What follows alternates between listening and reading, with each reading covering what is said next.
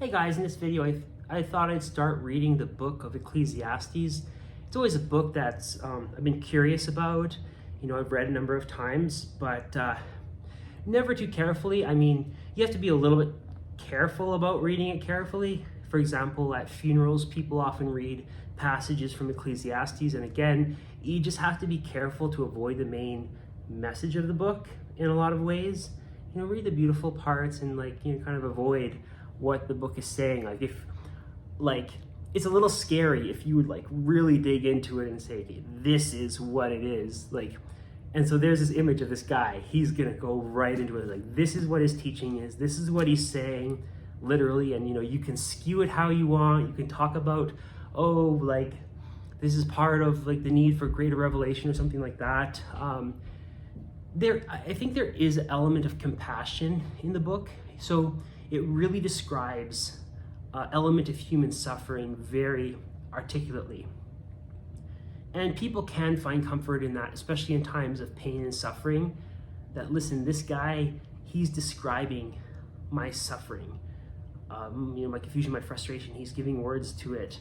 And that is comforting to know that you're not suffering alone, that somebody else is suffering with you.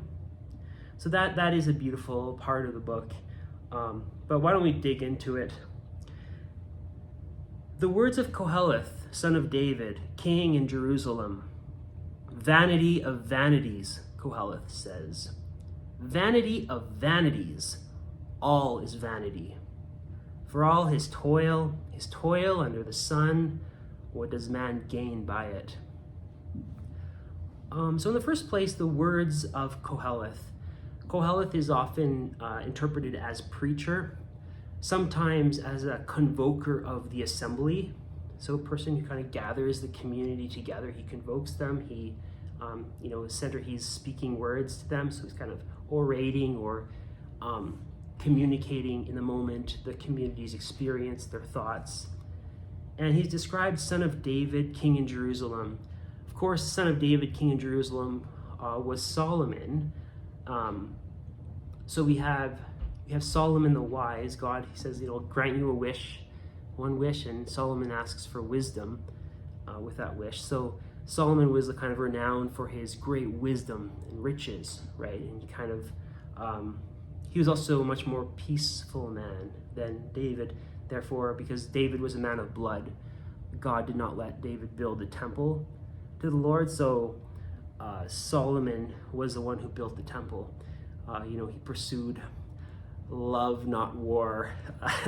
So he was allowed to do that. But this guy is being commended to us, saying, listen, this guy right here who's going to say these things to you is going to be a big pill to swallow. You'd probably take one look at this book if you're a religious person, be yeah, this is the antithesis of what I believe. This is a horrible book that should be burned. But the prologue saying, listen, no, this is from Solomon. This is the son of David. This is from the preacher. This is from the person who gathers us together. This is his teaching right here. Vanity of vanities. Okay. First of all, the word vanity, of course, means kind of useless or empty, futile. Maybe futile to stop a group of people from a group of fans from coming on the stage or something like that. Vanity, it's never going to work.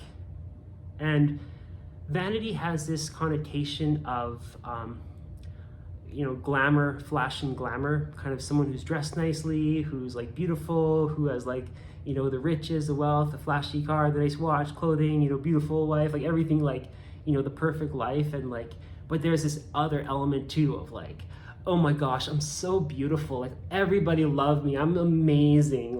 And it's yeah, you're not really accomplishing what you think you're accomplishing with that.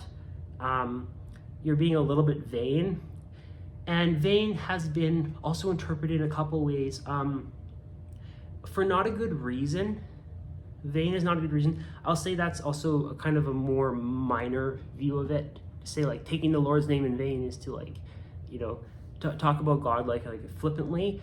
Probably the more dominant view is really would be interpreting that as a false oath, invoking the judgment of God and saying, listen, I'm telling you to tell the truth and let me be struck down dead if I'm lying. Let me go to hell if I'm lying.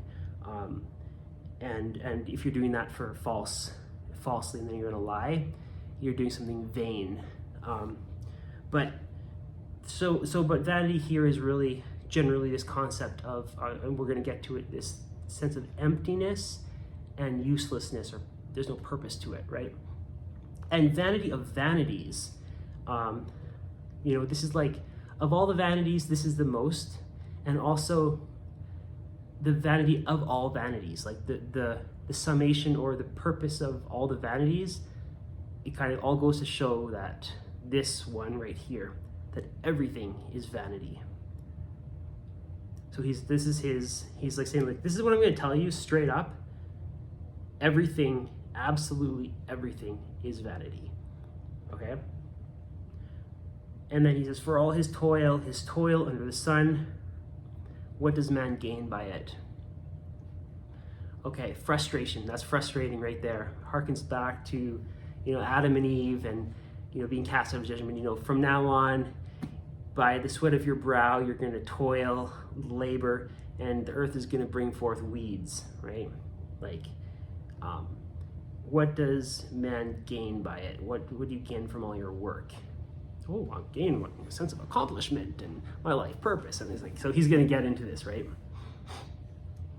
A generation goes, a generation comes, yet the earth stands firm forever.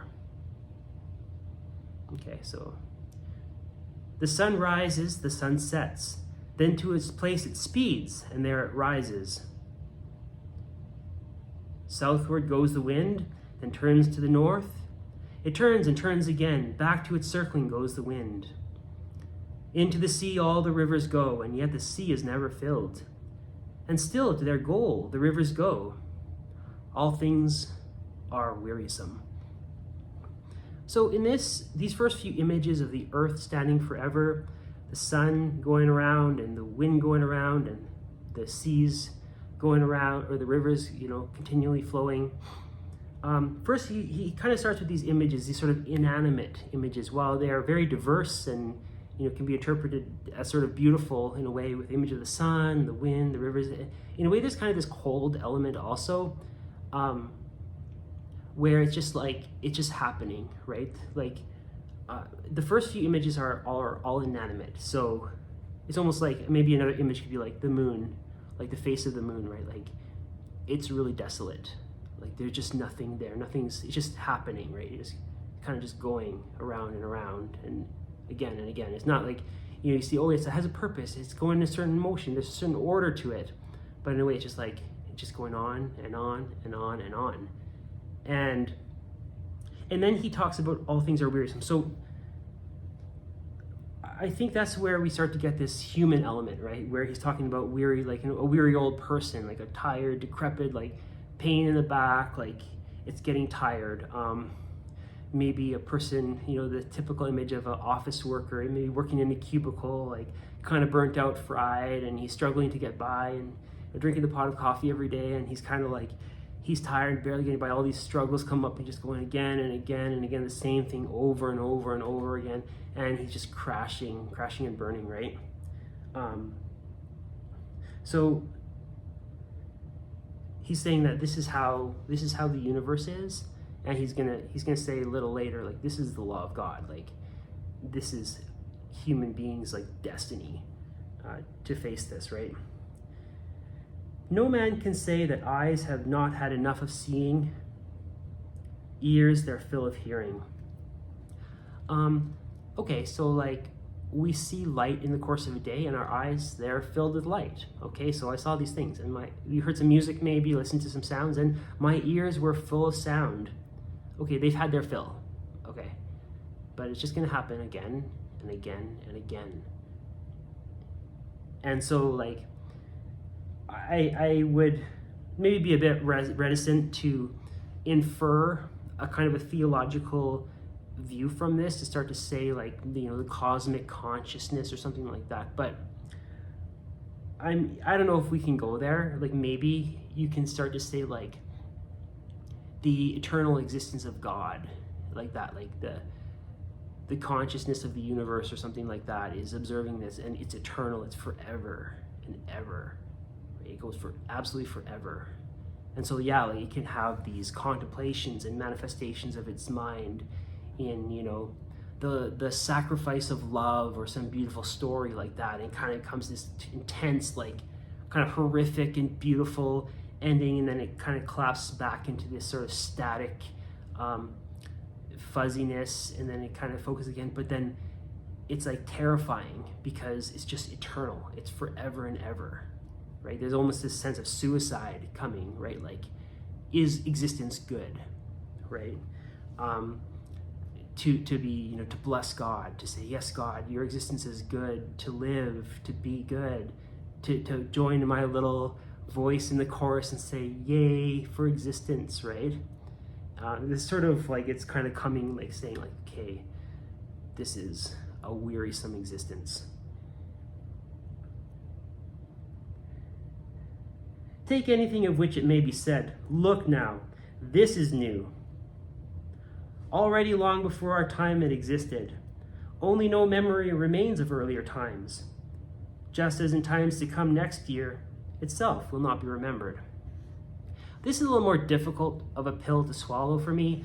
I mean, I'm so exposed to the narratives like, okay, technology, wow, we have ChatGPT now, it's so cool. Like, this is something that never existed before. Like, this is totally new. This is so awesome. Like, we are on progress, people. We are moving forward with new stuff and new solutions to humanity's sufferings and food and all this stuff, right? Like, we're making progress in a good way. We're accepting people more, we're becoming more accessible for people and things like that. Okay, so I tend to believe in newness, right? But he's sort of saying, okay, listen, there is nothing new under the sun. Like, there is nothing new. So anyway, I'll leave it at that. I think it's a pill to swallow, right? Is what he's saying though. Like, and I don't know, like the idea that things have existed before, maybe you could say, well, maybe for someone who never had experience of electricity or technology, yeah, maybe like he just was in touch with nature and he just saw like the same ho-hum existence. Well, it's boring for us like to, you know, go without our cell phones for a day, but like, well, maybe it's interesting when you're in the experience. But no matter what, he's saying that it's all not new. Like, everything's has already happened. It's gonna happen again. Okay. I, Koheleth, have reigned in Jerusalem over Israel. With the help of wisdom, I have been at pains to study all that is done under heaven. Oh, what a weary task God has given mankind to labor at. I have seen everything that is done under the sun, and what vanity it all is, what chasing of the wind. All right, so he's in a position, he's in a pretty good position. Like, he has enough resources, he can gather the whole community, all the resources, and direct them and kind of do his plans, right? And he's saying, with the help of wisdom, so he's okay, he's saying, like, I have this, like, tradition, I have this, some sort of guidance here, I'm on the right path, I'm doing things in a good way. I have been at pains to study all that is done under heaven. So that's an interesting thing. He's going to actually study, like, what do people actually do? He's going to tell you the real deal. Like, this is what people are actually doing. Like, you think people are out there partying, having fun? He's like, listen, I'm going to tell you what's actually happening here. And I have seen everything done under the sun, and what vanity it all is, what chasing of the wind. So here's kind of like a definition of vanity he's giving us to kind of help to contextualize what he's saying. Chasing after the wind, I don't know if you've ever chased after the wind. I have. When I was a child, I remember there was like these really strong wind gusts, and like we're pushing and we were running in my backyard. I was thinking, like, if I could just believe enough, I could fly, you know, like I could run with the wind, it would just pick me up and carry, and I'd start flying. It would be amazing. And so chasing of the wind is like saying, okay, listen, you're not gonna start flying, okay? Like, you can't catch the wind. Like, you can try to grasp at it, but it's beyond you. It's a power that's like beyond us. There's no point in catching it.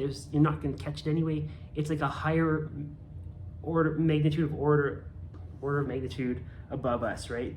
This law of God that he's given, he's imposed. This is our destiny. a weary task God has given mankind to labor at. What is twisted cannot be straightened. What is not there cannot be counted. Okay, twisted cannot be straightened.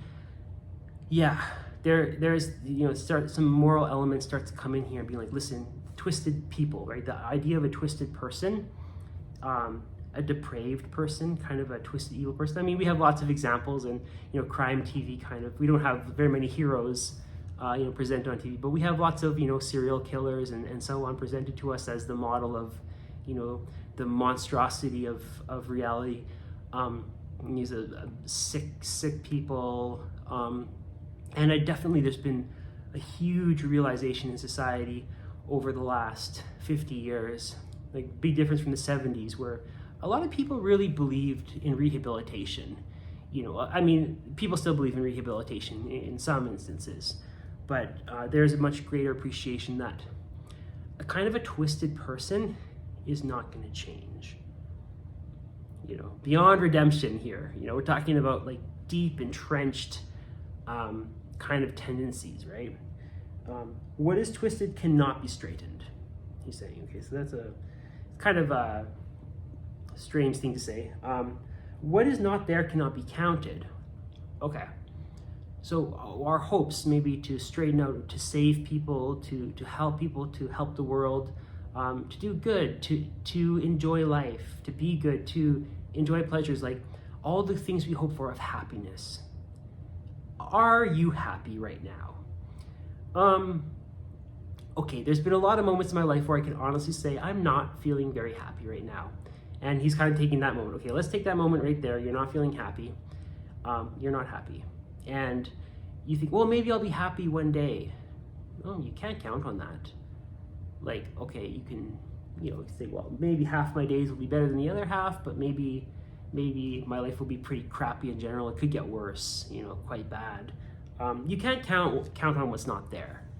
Like, you can say, oh, I'm working towards happiness. Like, one day I'll be happy. And if you're not happy now, and like, it's not there. Like, you can't rely on that. I thought to myself, I have acquired a greater stock of wisdom than any of my predecessors in Jerusalem. I have great experience of wisdom and learning.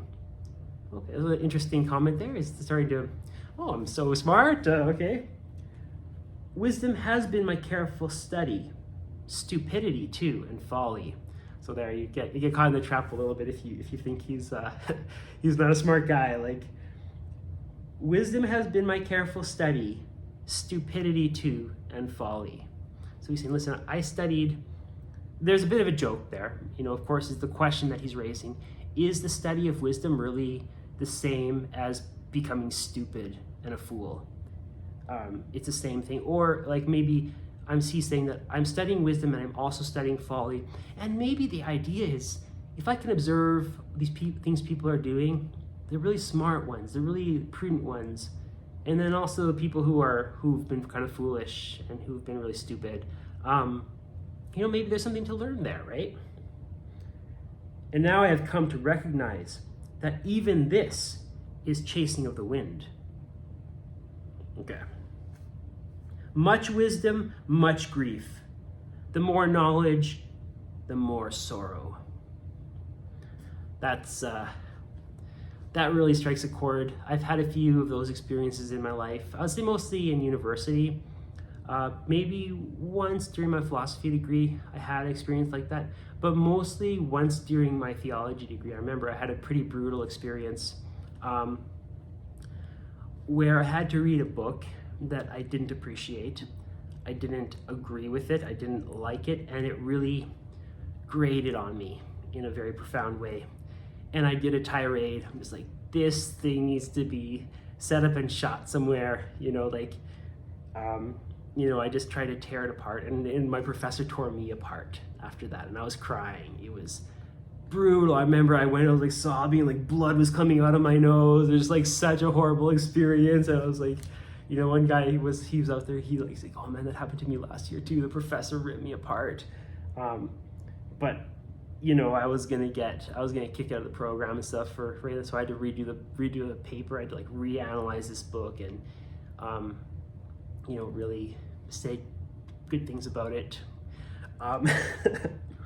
But there was this moment where I'm just like, I wish I was not here. I wish I never studied this stuff. I wish I never was here. I just don't want to be here by far, right? It was just a horrible experience. And I had similar experiences, not so much law, but during my business degree, I had one experience like that where a couple experiences, like kind of, a professor basically said I was pretty stupid and stuff like that. And it was kind of like, kind of criticizing me in a pretty harsh way. And it was just like, so much of my identity was built up, I'm so smart, like I'm this smart, guy. And like, it just like, boom, like, frick, I am such an idiot. Like, kind of that sense of identity getting undermined. So there's these experiences in learning where it's just like, ouch, intellectual pain. It's so painful. Much wisdom, much grief. The more knowledge, the more sorrow. I thought to myself, very well, I will try pleasure and see what enjoyment has to offer. Well, there we go. Now we're talking, right? And there it was, vanity again. Okay, this is going to be another one of those kind of tough pills to swallow. Like, okay, do you really believe him? Like, part of me says, hey, like, really, isn't the point of life really pleasure? Like, okay, like, you can poo-poo the idea and be like, oh, I'm so haughty with my high ideals of justice or community service or something, but come on, like it's all about pleasure, right? Like, come on, we really got to maximize our pleasure.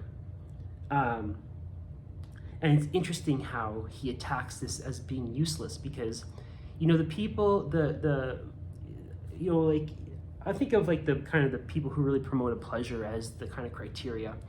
Not even the Epicureans, like they were more like Stoic, but like say Bentham, right? Jeremy Bentham, utilitarianism, the greatest, maximize pleasure for the greatest number of people. But how does he frame it? He frames it in terms of usefulness. Now, there's some interesting reasons for that historically.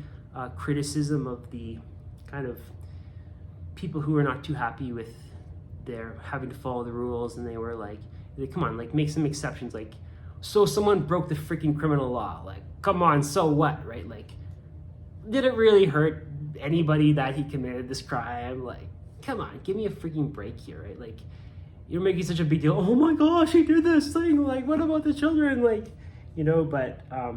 but he kind of criticizes. Okay, well, let's look at it like empirically a little bit and sort of say what actually is useful. Like, what actually maximizes pleasure for the greatest number of people. Let's not go off these stupid principles and like, well, like this is the rule and we have to follow it. Like, but the seekers of pleasure are saying like, listen, we have to.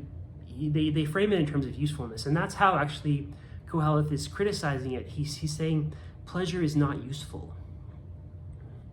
Okay. This laughter, I reflected, is a madness. This pleasure has no use at all. Madness. Like, you guys are actually angry. Like, you're crazy. You're having a psychotic break from reality. Okay, so have your little break from reality, your little laughter, and like, what have you freaking accomplished? You're still in this world. You're still in this toil. And pleasure, no use at all. And maybe another side is like, well, is that really the point? I mean, I'm not trying to accomplish a point with pleasure. I just want pleasure. I just want it. And he's saying, well, actually, like, no, you want a use to it. So I don't know about that. Again, like I said, it's tough to swallow to say that the point of life is not pleasure. I'm inclined, the big part of me is inclined to think, actually, that is the purpose of life, is just to have pleasure, right? But anyway, he's saying no. Okay.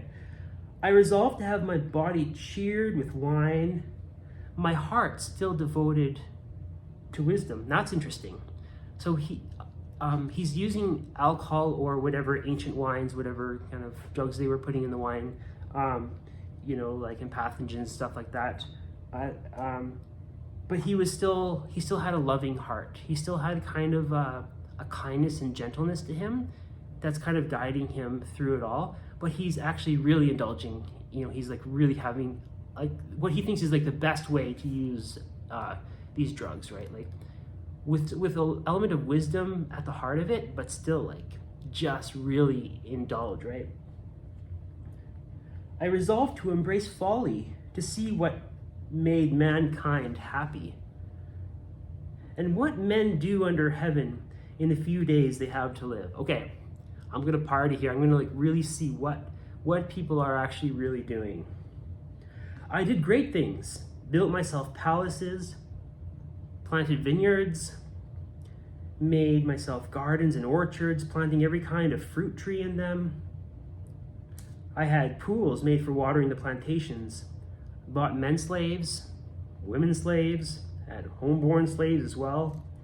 Herds and flocks I had too, more than anyone in Jerusalem before me. I amassed silver and gold, the treasures of kings and provinces, acquired singing men and singing women, and every human luxury, chest on chest of it. So I grew great, greater than anyone in Jerusalem before me, nor did my wisdom leave me. I denied my eyes nothing they desired, refused my heart no pleasure. A heart that had found all my hard work a pleasure. Such was the return I got for all my efforts. I then reflected on all that my hands had achieved and all the effort I had put into its achieving. What vanity it all is, and chasing of the wind. All right, so here we have this passage of luxury. So he's, very kind of sexual element to it, very, the sense of accomplishment. Like, I worked hard, I built this stuff, like built houses, like real stuff. Like, he's a man's man, here. He's like, I accomplished all this, like I worked hard and tried to get that satisfaction of a job well done, and like really got rich. I was smart about it. I enjoyed it and all this sort of stuff, and lots of pleasure and tons of money. And then I made the mistake of thinking about it. And what vanity and chasing it all is, and chasing after the wind. There is nothing to be gained under the sun. So there it is to swallow. Believe him or not, like it's kind of hard to believe him. Like, how can you possibly be depressed if you're rich? Give me a freaking break. I worked so hard to make ends meet, and you have all this money. You won the lottery. How can you not be rich? How can you be sad if you're rich? Like, give me a freaking break here. You have everything you want. Like you're in good shape. You're strong. You have like all this money. You have like everything you could possibly want. How can you say you're not happy? It's unbelievable. Like, you have a great job, you have like this satisfying work. Like, come on, I just don't believe you that you're not happy. I think that would make me happy, right? He's saying no. There's nothing to be gained under the sun. My reflections then turn to wisdom, stupidity, folly. So the question is, like, is he saying like wisdom is the same thing as stupidity? Or is he saying that he's reflecting on one and the other? Okay. For instance, what can the successor of a king do?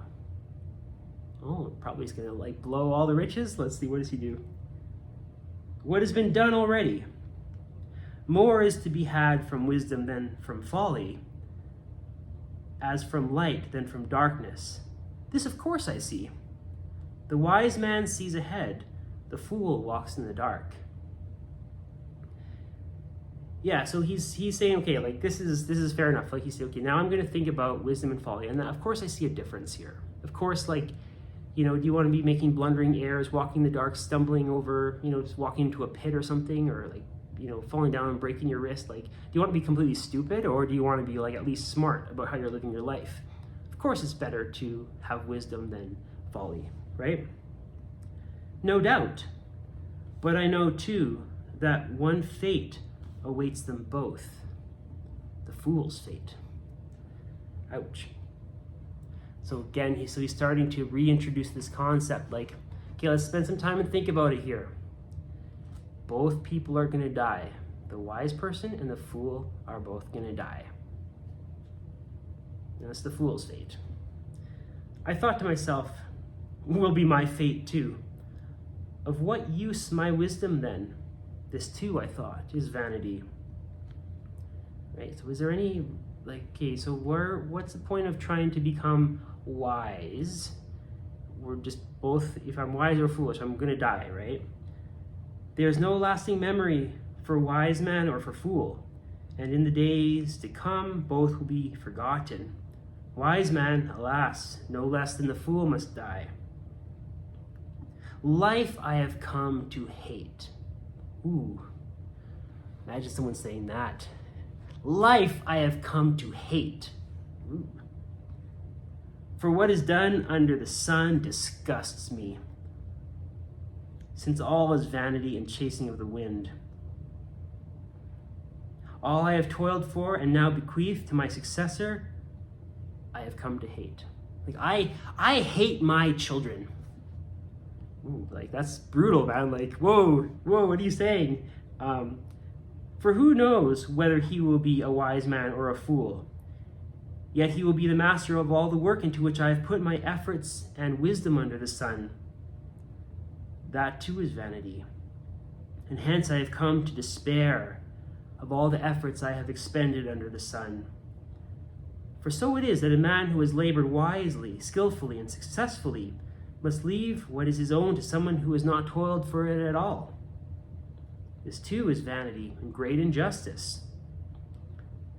For what does he gain for all the toil and strain that he has undergone under the sun? What of all his laborious days, his cares of office, his restless nights? This too is vanity.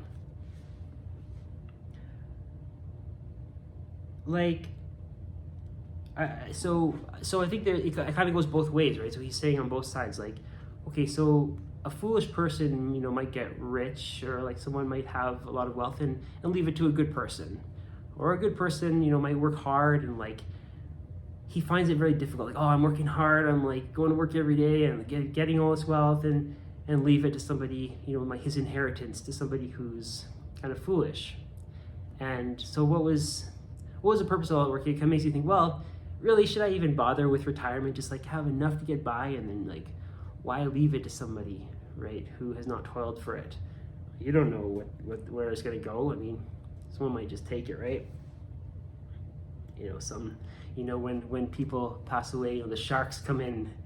I didn't work too much in that area of law, but I know it can be quite contentious when people pass away and their inheritance is family and everyone is there for a piece, right? Can be in some situations quite sad, right? There is no happiness for man but to eat and drink and to be content with his work. Okay, so now he's going back to the topic of wisdom. So he's saying this actually is wise. There is no happiness for man but to eat and drink and to be content with his work. That's a great nugget of wisdom right there. I mean, that's something to live by, right? This too I see as something from God's hand, since plenty and penury both come from God. Wisdom, knowledge, joy he gives to the man who pleases him. On the sinner lays the task of gathering and storing up for another who is pleasing to God. This too is vanity and a chasing after wind. So it's okay, you could, he's saying it's literally true. Okay, so God is gonna take away from the evil person and give it to the wise person, but he's are you gonna live by that? That's chasing after wind also, right? The righteous good person is gonna store up and he's gonna die. He's having the same outcome, and that's sort of what the book is kind of really struggling with here, and sort of saying this is something we have to take seriously. We have all these beliefs and so on, that goodness is good and evil is evil, but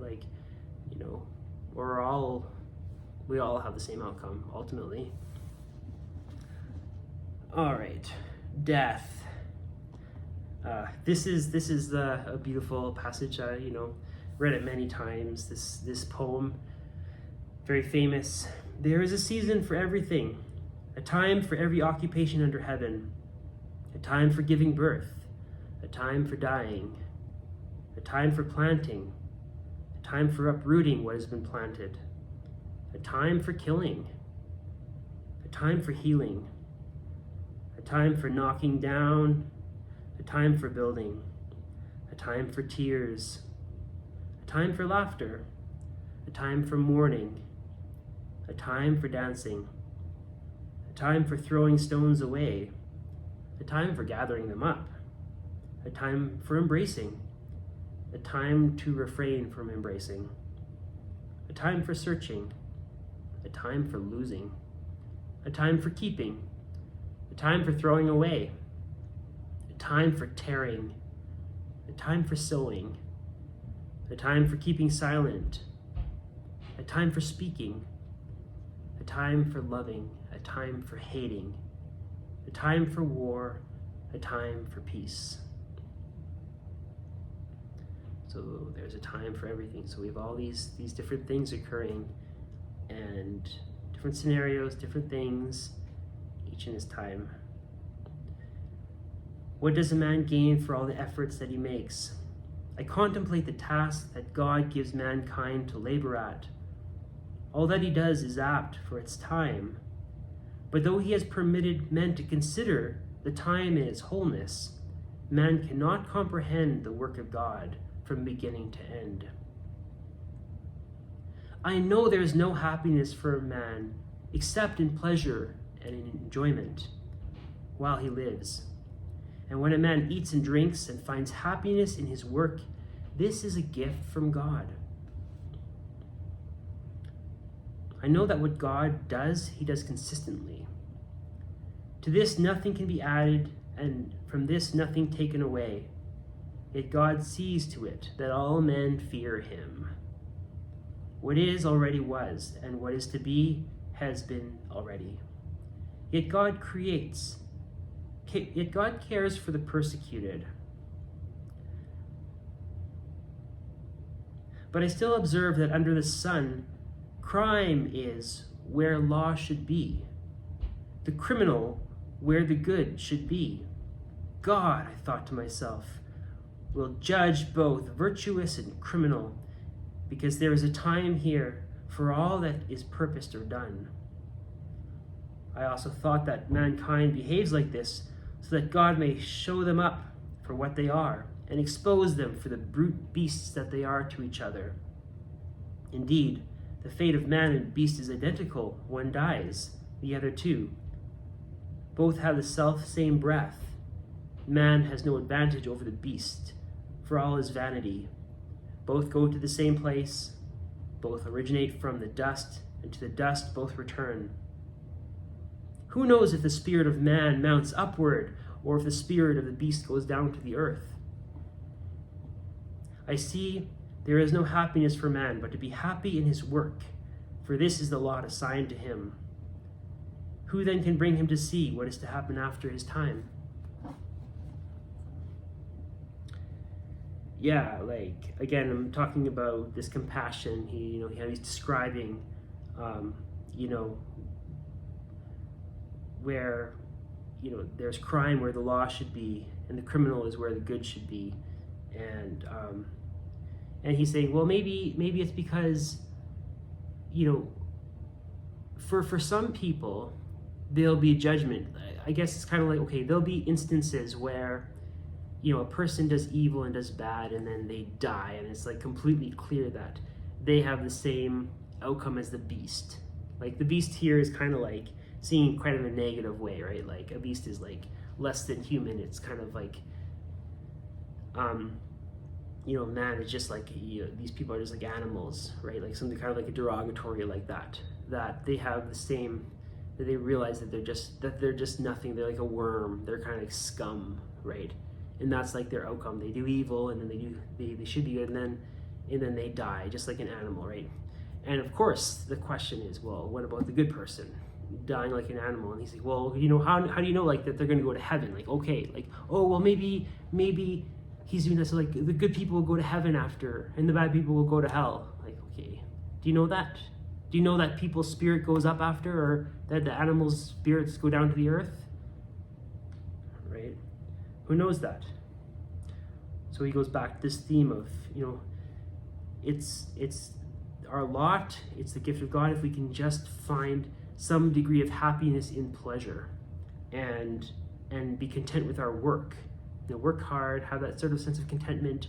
What he described earlier, gathering, amassing all that wealth and luxury. He's saying, yeah, there's something to it. Okay, that's as good as it gets, right? Anyway, I think I'll pull off there. Gotta get to work tomorrow. So anyway, thanks for watching a bit about Ecclesiastes. Have a good night.